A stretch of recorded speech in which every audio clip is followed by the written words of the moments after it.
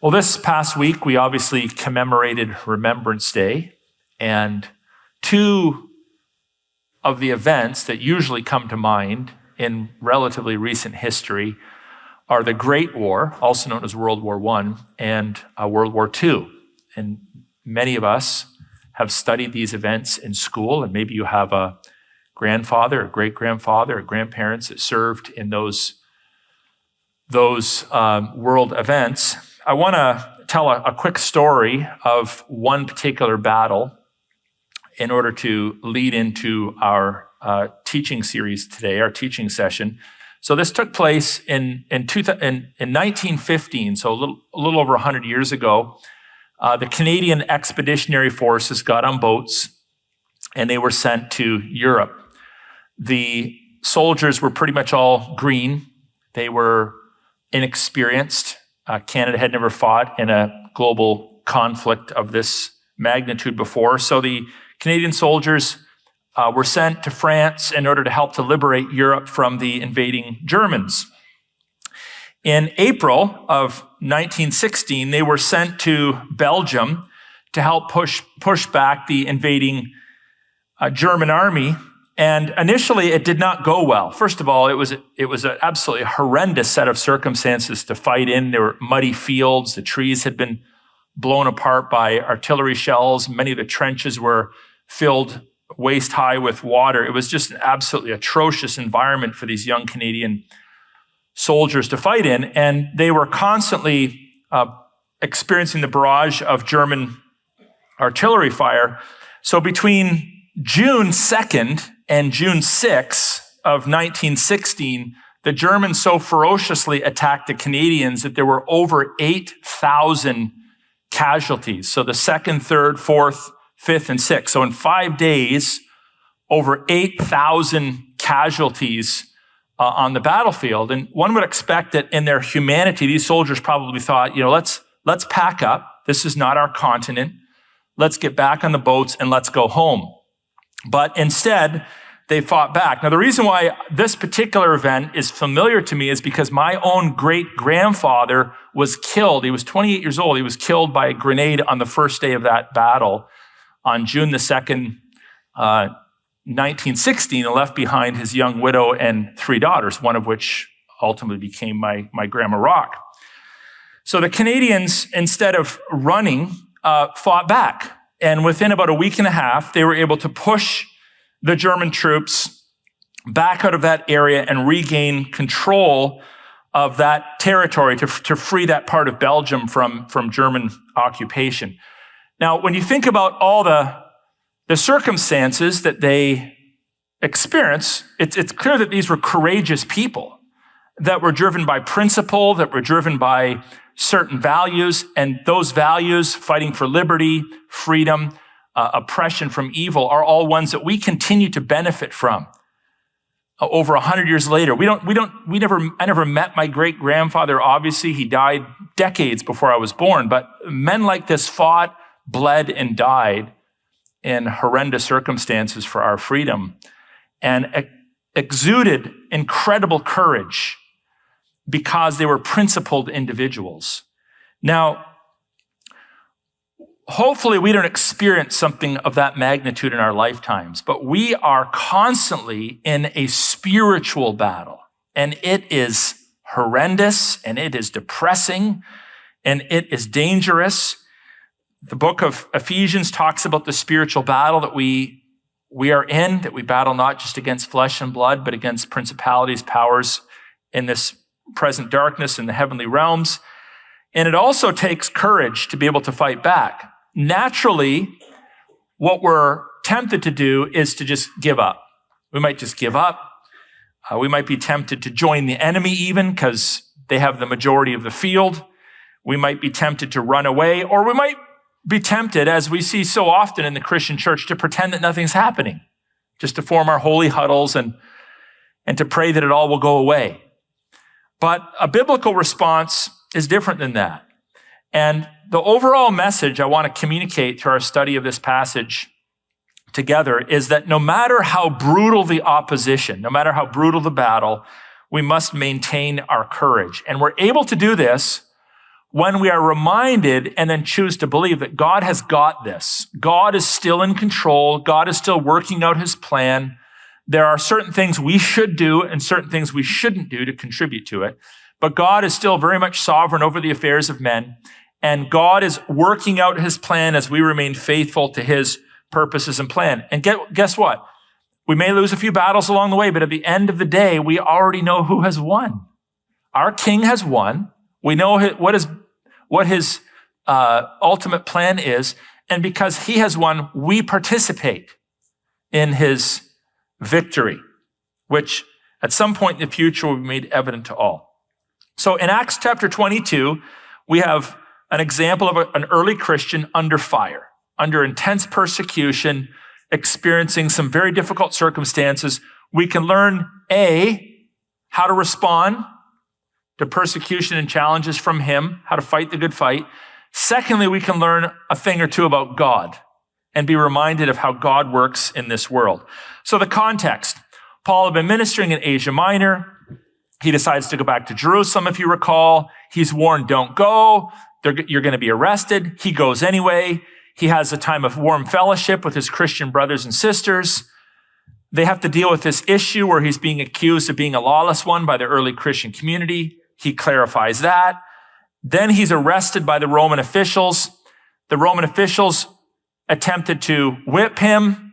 Just before they whipped him, he said, I'm a Roman citizen. They backed off. And now we're into the next episode of this period of Paul's life where he's still under arrest, and the Roman magistrate takes him and permits him to be interrogated by a Jewish council, sort of a religious court, if you will, called the Sanhedrin.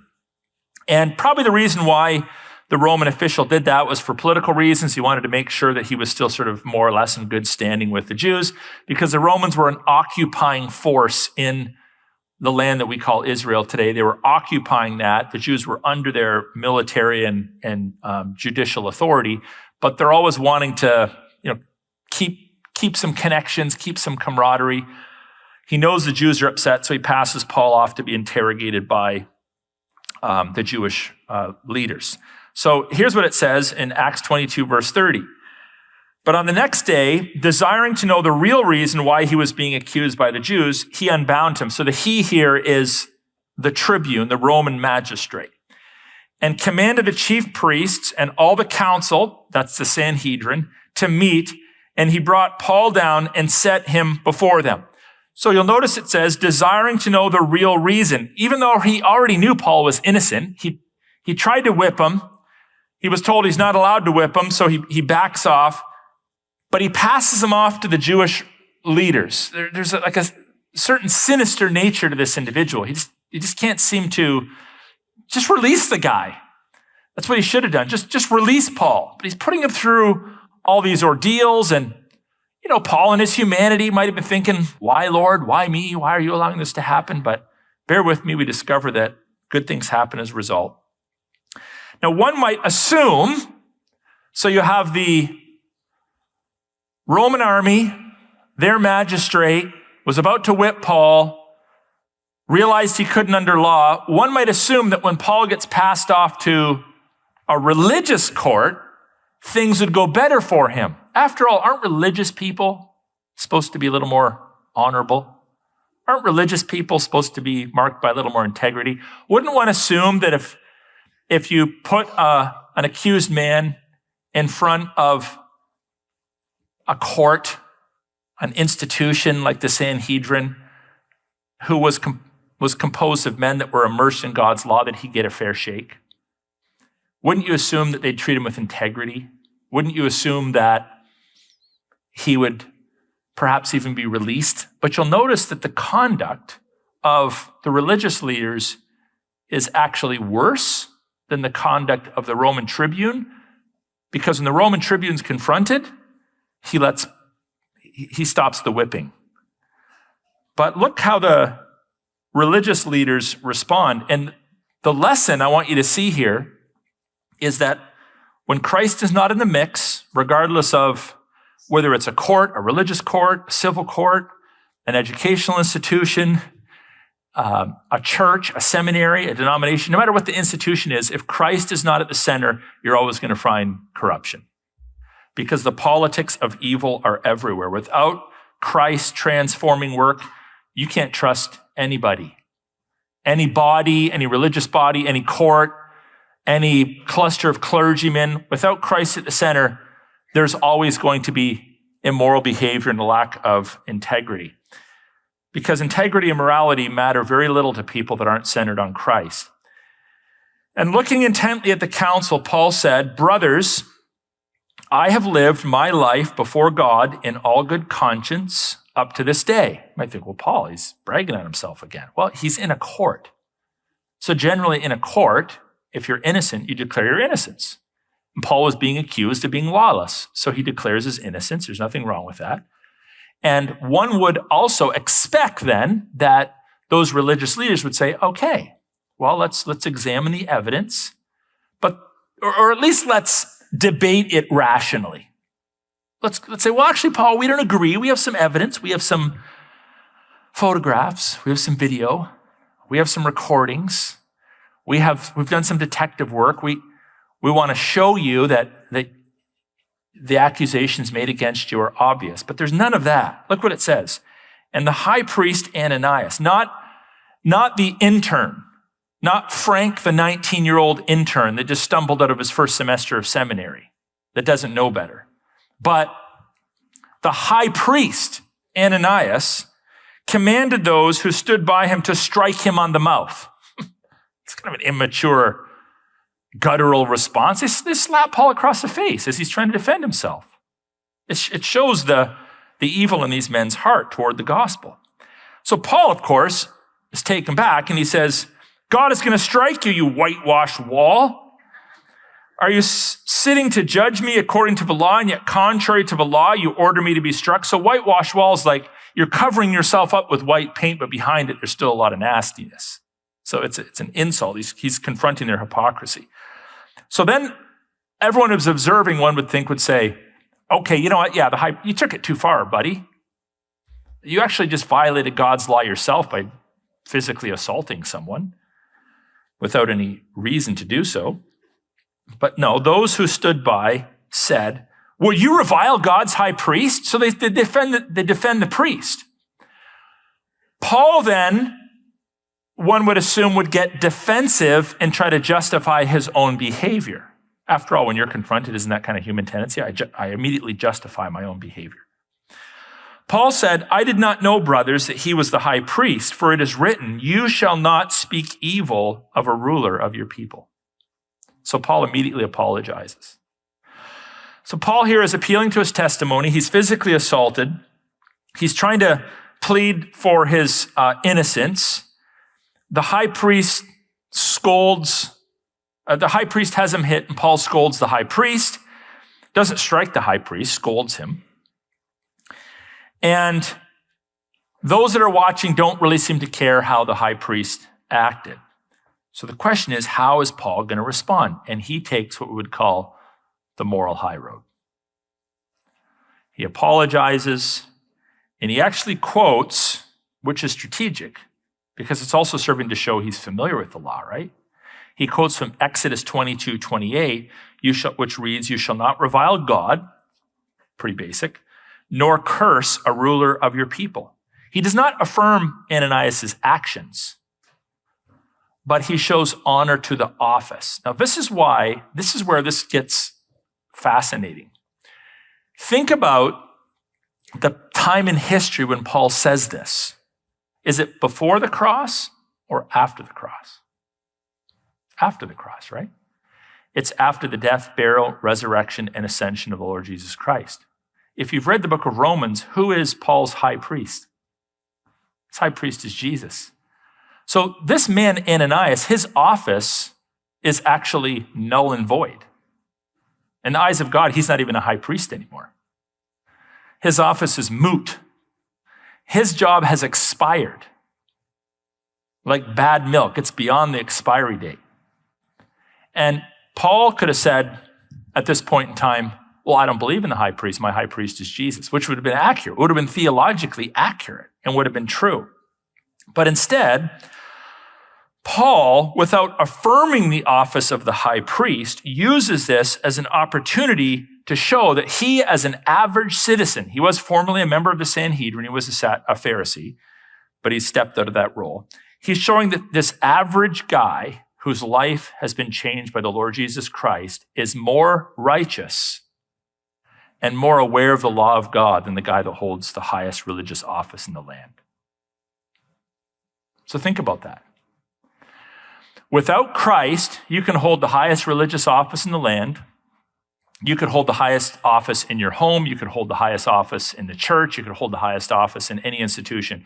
And without Christ, corruption will sneak in, and you will not be able to be trusted to adjudicate, to make good decisions, because without Christ, you're like a boat being tossed to and fro, tethered to nothing on the seas of life. Now you look at, it's not hard to make some application to our current culture. The more Canada drifts away from God, the more it becomes untethered, unhitched, if you will, from God's law. Look at our courts. There's still much good in our courts. We try our best to respect them. But you see some of the rulings and you're thinking, are you courts of justice or are you courts of social justice? Because you're sounding a whole lot like courts of social justice, promoting the woke agenda of the day, than you are actually concerned with justice. And if you push back, it's not in the court's best interest to hear this case, dismissed. Really? That's what we get? That's what we get as Canadians? And that's because as courts become untethered to Christian morality, they're going to tether themselves to what? The ever-moving, ever-changing ideologies of the moment. And so you lose trust. And this same principle applies to all public institutions, to schools. You're like, do I really want to send my kid to that university? Like, what are they going to be exposed to? Do I really want to tether myself to employment in this big corporation? They don't seem to have a moral foundation or standard. And it's becoming increasingly challenging for Christians to function in this society because of these very things. Now, here's the good news. You might look out, like the Canadians looked out at the Germans. They saw these massive, experienced soldiers moving their way. They'd already had a little bit of time to get some experience under their belts and think, we're overwhelmed. And you could look out at our society and say, oh my, the banks have bought into the woke antichrist agenda. The educational institutions, many in the medical institutions, the politicians, like, we're being overwhelmed. We're being overrun. They seem so united. But the good news is they're not as united as they appear. Because when evil people gather together and form coalitions or organizations or establishments or agendas or vote for specific people into political office or whatever it might be, there's no true benevolence behind it. There's no true love behind it. There's no true transcendent divine principle behind it. So they have their fighting and bickering and agendas between themselves. And it can be frustrating to look out, but don't be fooled into thinking that they are as united as they might appear to be. Now, Paul knows this about evildoers. He looks at the Sanhedrin. They're all there together staring him down. They're all there together defending the high priest and giving Paul the stink eye. But Paul knows something about this group. There's two factions within it, the Pharisees and the Sadducees. And he knows that they have some differences, and he's about to expose those differences to break them apart and to disunite them. Now, when Paul perceived that one part were Sadducees and the other Pharisees, he cried out to the council. Keep in mind, he used to be a Pharisee. Brothers, I am a Pharisee, a son of a Pharisee. It is with respect to the hope and the resurrection of the dead that I am on trial. So this is true because part of the Christian faith is hope and a resurrection. But out of all the doctrines, he pulls this one and he drops it down in front of them because he knows they disagree about this. And when he had said this, a dissension arose between the Pharisees and the Sadducees, and the assembly was divided.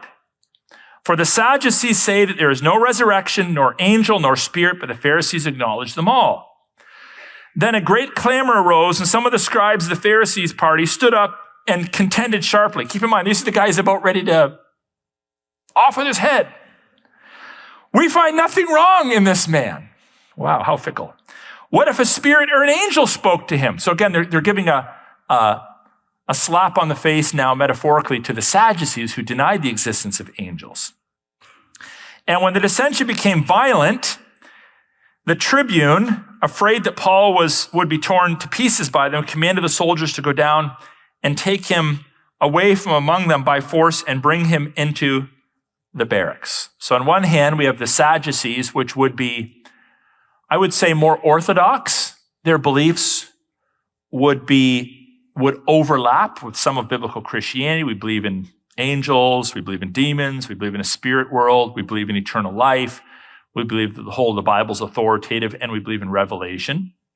Obviously, they had denied Christ, so the whole house of cards falls apart at the end.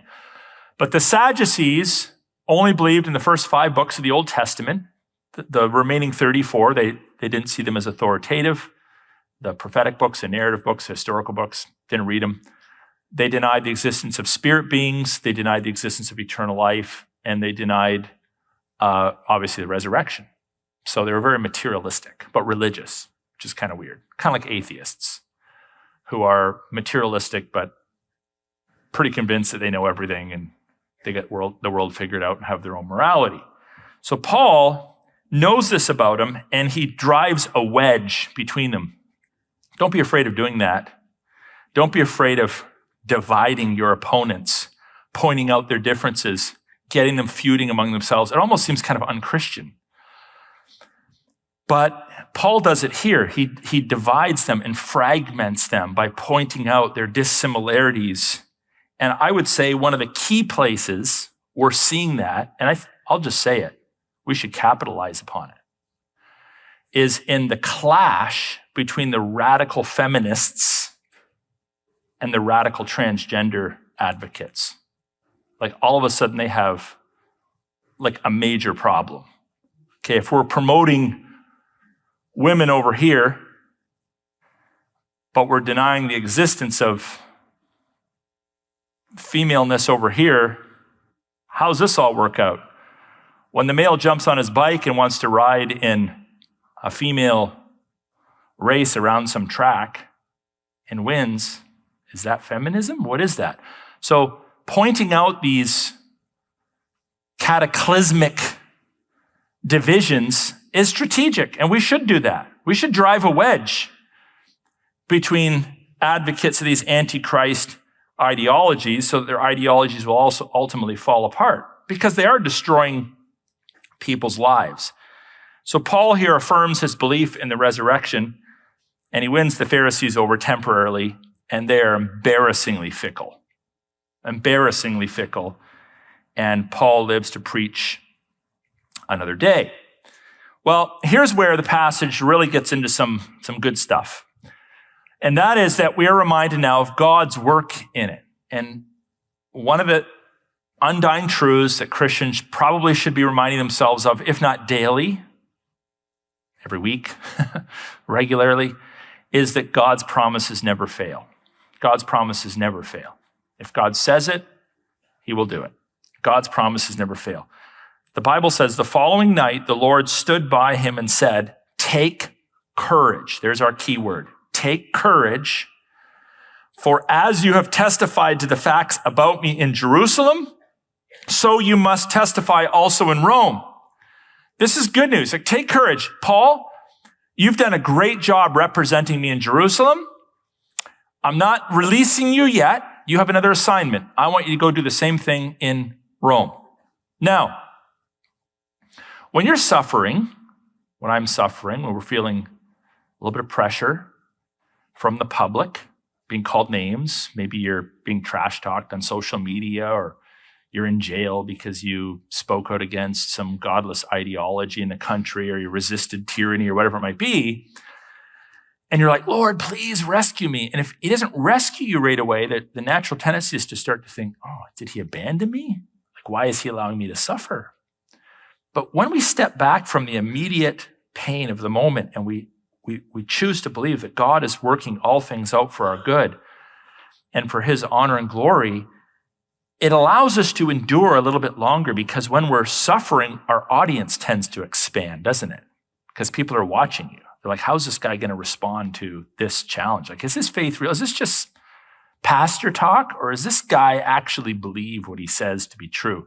People are asking that of you at your work, in your family, your extended family, the people that don't know you. Your testimony over the long haul is far more powerful than some momentary exhibition of faithfulness that you might show. So sometimes God allows us to suffer over an extended period of time, but we need to believe he is using this for his honor and for our good.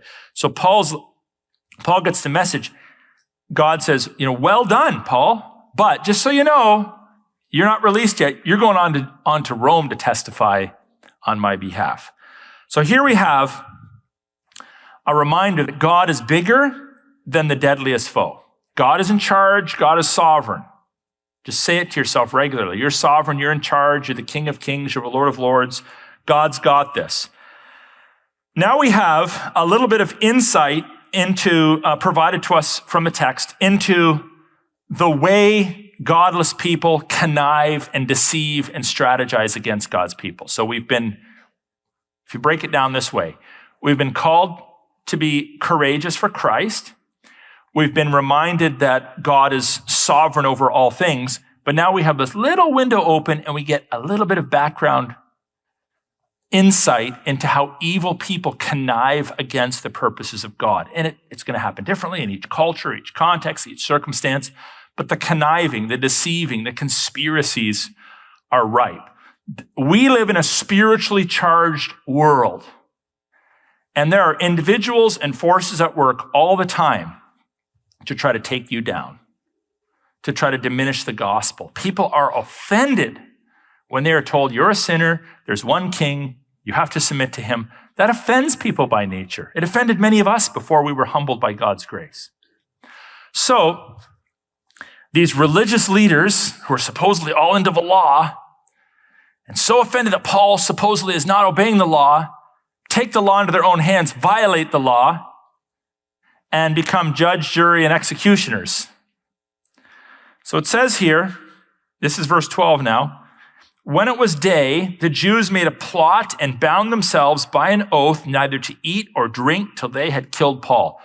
These are extremists. This is religious extremism right here. They are so hateful against Paul, they're not even going to eat and drink until this guy's dead. There were more than 40 who made this conspiracy.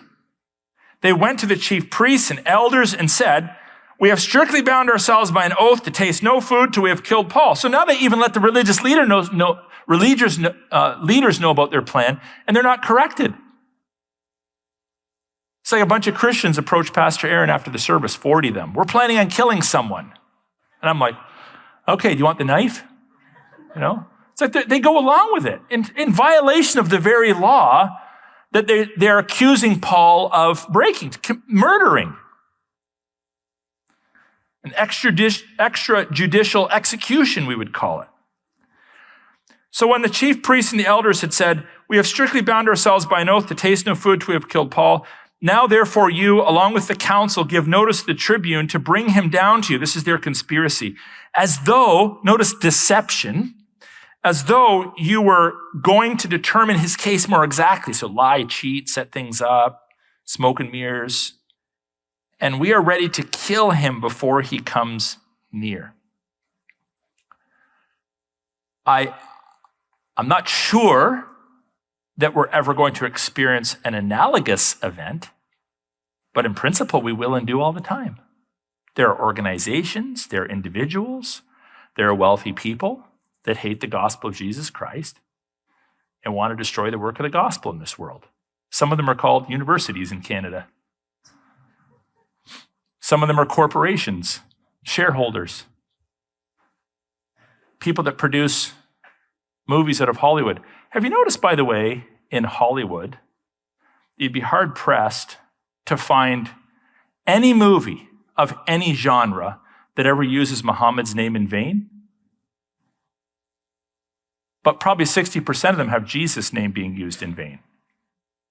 Because there's a spiritual agenda there. There's a hatred towards Christ. And so we live in a world where there's going to be plots to destroy God's people. Now, what I want to do, though, is I want to issue a bit of a warning, because I know a lot of weird things have happened in our world over the last 3 years, and some folks have made it like their full-time job to be conspiracy theorists. And while there are many conspiracies that are proven true, we need to be principled people. So I want to give you some principles that you would do well to consider and abide by when you're identifying plots or evil in our world. So let's start with hunches, okay? Let's say you have a hunch.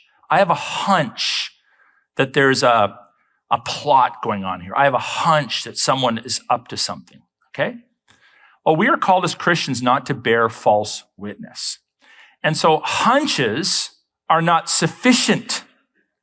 They're not a sufficient means. They're not sufficient evidence for us to publicly declare so-and-so has a plan, such and such is up to something. This organization, I know they're going to do A, B, C. You're like, well, how do you know? I have a hunch. Well, your hunch might be because you ate some bad pizza last night. Like, we're people of the Bible, we're people of truth. And so if we're looking at the world around us, we're like, one of the big problems in our culture is lying. We don't want to become people who bear false witness as well. So if we don't have evidence, if we don't have proof, we zip our lips. If we have evidence and we have proof that something's afoot, we can talk about it. But hunches are not a sufficient means of determining that which is true. In fact, they demonstrate a certain substancelessness about us and small-mindedness. And we don't want to be small-minded, and we don't want to be people accused of being without evidence or substance. Secondly, we don't stoke fear. We deal with facts. We deal with evidences as Christians. We don't stoke fear with vagaries. So one of my pet peeves, maybe on social media, someone says something like, it's about to happen, ... You're like, what? Just wait and see. For what? And the next year, look out, ... For what? Are you trying to present yourself as some sort of discerning, insightful person, but never actually identify what it is you're talking about so you can be right and wrong at the same time? Like, we don't do that as Christians.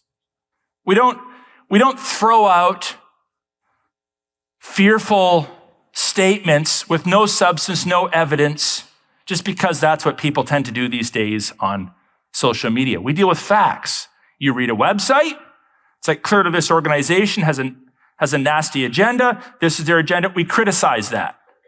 Someone stands up at a podium and says, here's my agenda for Canada, and it's wrong and godless. We criticize that. Someone teaches a lecture at a university that's wrong and godless. We criticize that. We don't deal in the realm of the mysterious, the unknown, the conjecture, hunches, weird social media posts that make you look smart with no real substance behind it. We don't do that as Christians. Third, evil plots are usually far more simple than you think, for the very reason that evildoers have depraved minds, and they're not as organized or as put together than a lot of people think. I've heard people articulate conspiracy theories that literally would require tens, if not hundreds of thousands of people to all be in on it, and everyone's absolutely quiet. No one ever spills the beans for any reason. Like, think rationally.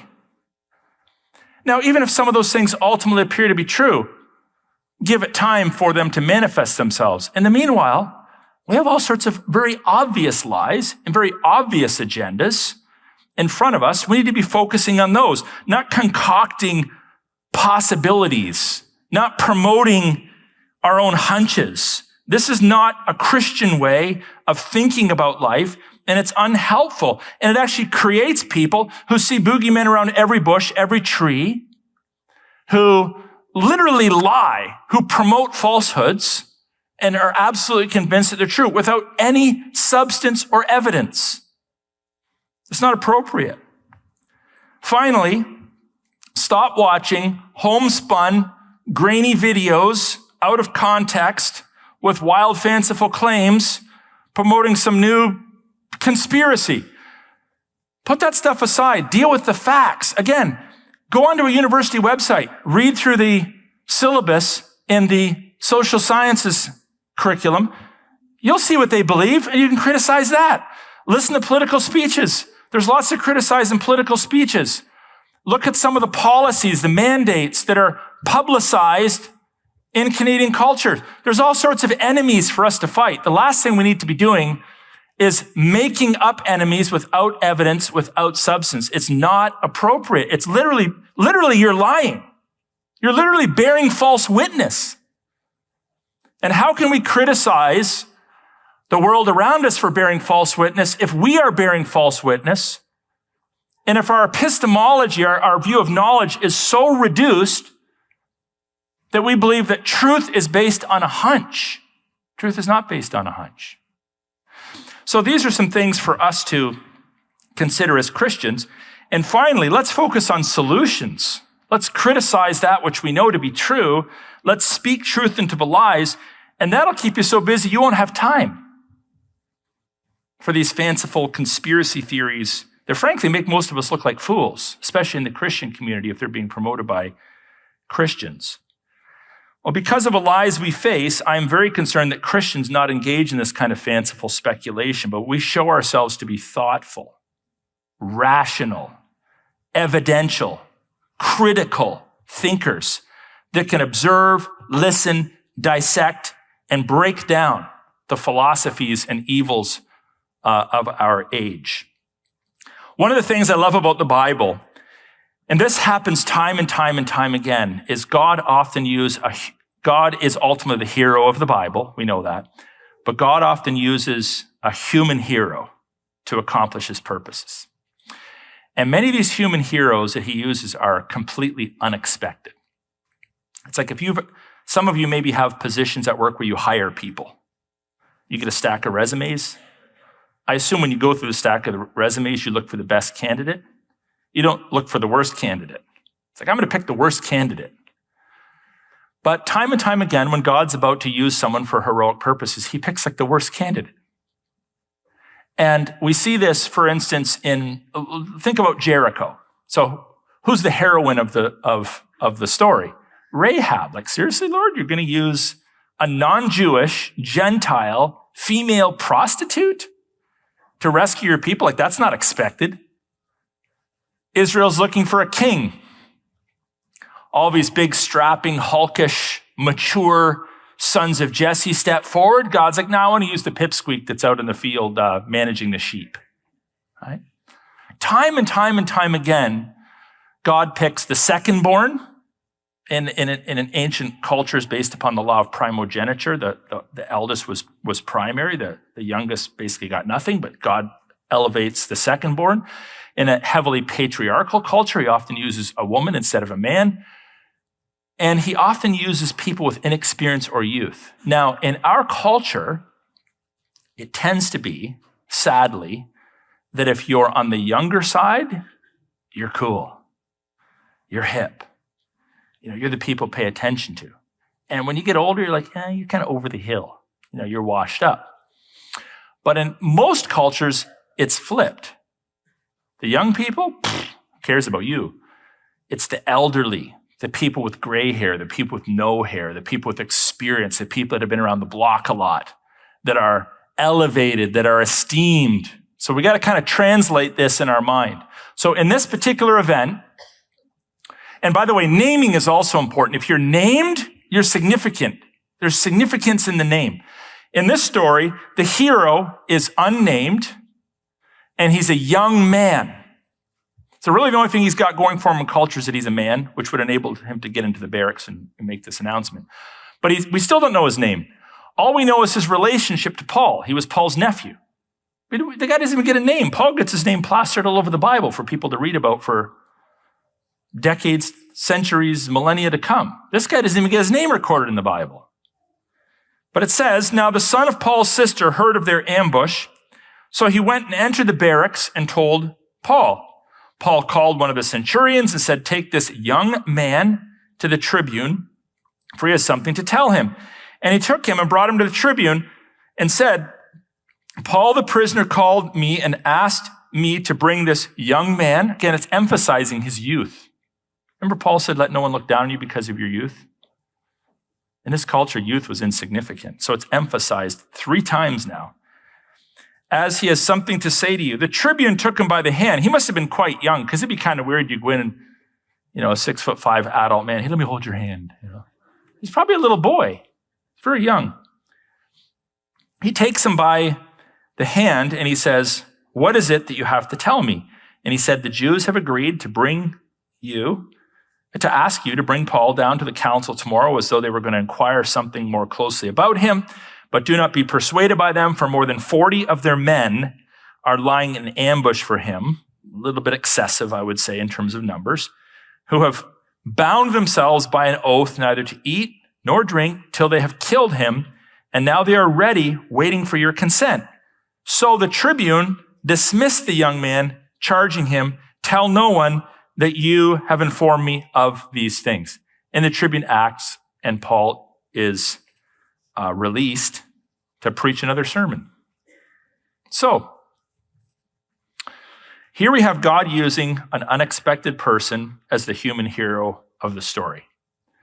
And what we notice about this man is that he's young, but he's still active. He's still involved. He's young, but he's active. He doesn't use his youth as an excuse to say, "Well, I'm not ready. I saw the lie, but what do I know?" Brothers and sisters, there are umpteen dozen excuses that you could concoct to stay on the sidelines and not to call out lies, to participate in the rescue or redemption of God's people. "I'm not verbally skilled enough. I'm not old enough. I'm too old.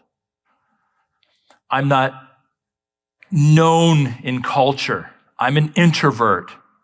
I'm an immigrant. Who's going to listen to me?" There's all sorts of excuses we can concoct to remain passive in the face of evil. But this young man does what's right. Secondly, he doesn't conceal the lie. We don't conceal lies. We call out evil. We identify evil behavior, evil actions, and we're unafraid to label it. And ultimately, we trust in God to rescue his own. He's kind of putting his neck on the line, I would say, to have an audience with the Roman tribune. The Roman tribune could have said, "Off with your head. Now it's your turn to be whipped," or whatever it might be. But he trusts in God to rescue his own. And we should do the same. It takes an army to beat the enemy, not a general, not a cluster of sergeants. It takes an army to beat the enemy. And the Church of Jesus Christ is the army of the living God. And each of us has a role to play. There's no passive players in an army, and there's no passive players in the church. No excuses. Don't conceal lies. Do the right thing and trust in God to use you as he sees fit. And remember that in all of this, God is bigger than our deadliest foe. So let's take courage. Let's be encouraged. God is working in the world around us. He will fulfill his promises. He will redeem his own. In the meanwhile, let's study the tactics of our enemies, and let's choose courage over timidity and allow God to use us as he sees fit.